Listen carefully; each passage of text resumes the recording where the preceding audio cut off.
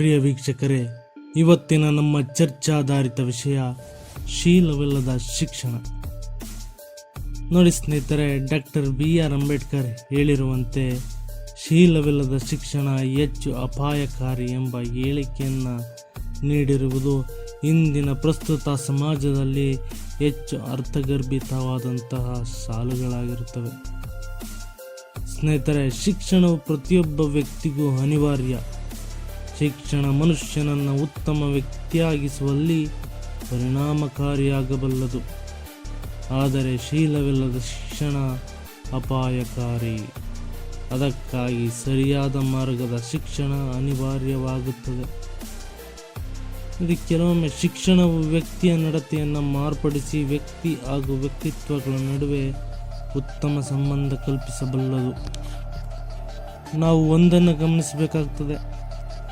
ಅದೇನಪ್ಪ ಅಂತಂದರೆ, ವ್ಯಕ್ತಿ ಹಾಗೂ ವ್ಯಕ್ತಿತ್ವಗಳ ನಡುವಿನ ಭಿನ್ನತೆಯನ್ನು ಅರಿಯುವಾಗ ಅಥವಾ ತಿಳಿಯುವಾಗ ಸೆನ್ಸ್ ಆ್ಯಂಡ್ ಕಾಮನ್ ಸೆನ್ಸ್ ಬಗ್ಗೆಯೂ ಸಹ ತಿಳಿಯಬೇಕಾಗುತ್ತದೆ.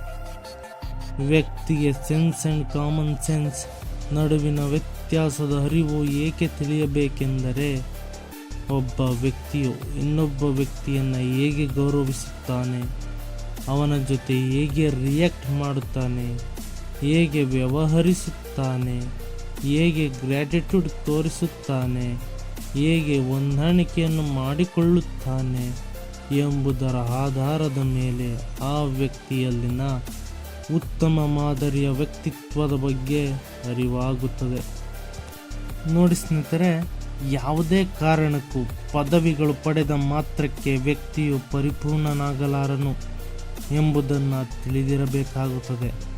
ಮತ್ತೊಮ್ಮೆ ಹೇಳುತ್ತೇನೆ, ಪದವಿಗಳು ಪಡೆದ ಮಾತ್ರಕ್ಕೆ ವ್ಯಕ್ತಿಯು ಪರಿಪೂರ್ಣನಾಗಿರಲಾರನು ಎಂಬುದನ್ನು ನಾವು ತಿಳಿದಿರಬೇಕಾಗುತ್ತದೆ.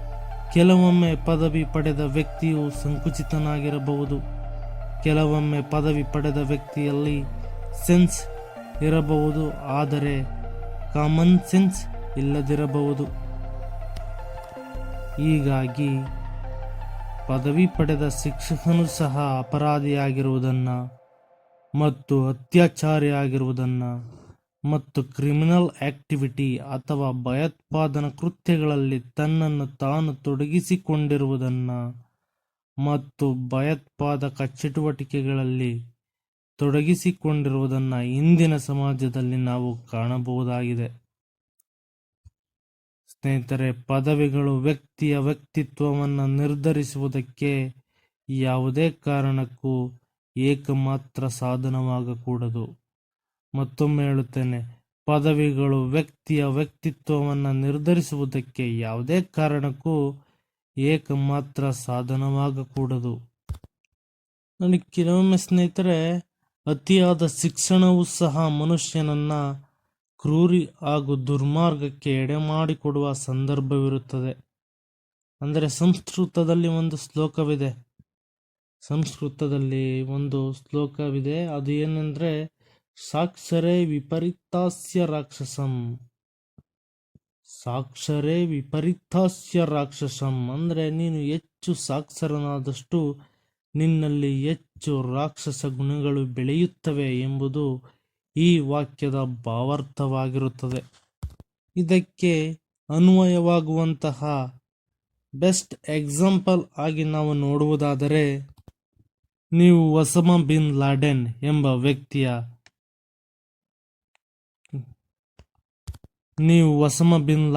ವ್ಯಕ್ತಿಯ ಬಗ್ಗೆ ತಿಳಿದುಕೊಂಡಿರುತ್ತೀರಿ. ಈತನು ಅಲ್ ಖೈದಾ ಎಂಬ ಸಂಘಟನೆಯನ್ನು ಹುಟ್ಟು ಹಾಕಿ ಸಮಾಜದಲ್ಲಿನ ಶಾಂತಿಯನ್ನು ಕದಡಿ ಸಮಾಜಘಾತುಕ ಶಕ್ತಿಯಾಗಿ ಹೊರಹೊಮ್ಮಿದ್ದನು. ಈತನು ತನ್ನ ಶಿಕ್ಷಣದಲ್ಲಿ graduated with A degree in civil engineer ಪದವಿಯನ್ನು ಸಹ ಪಡೆದಿರುತ್ತಾನೆ.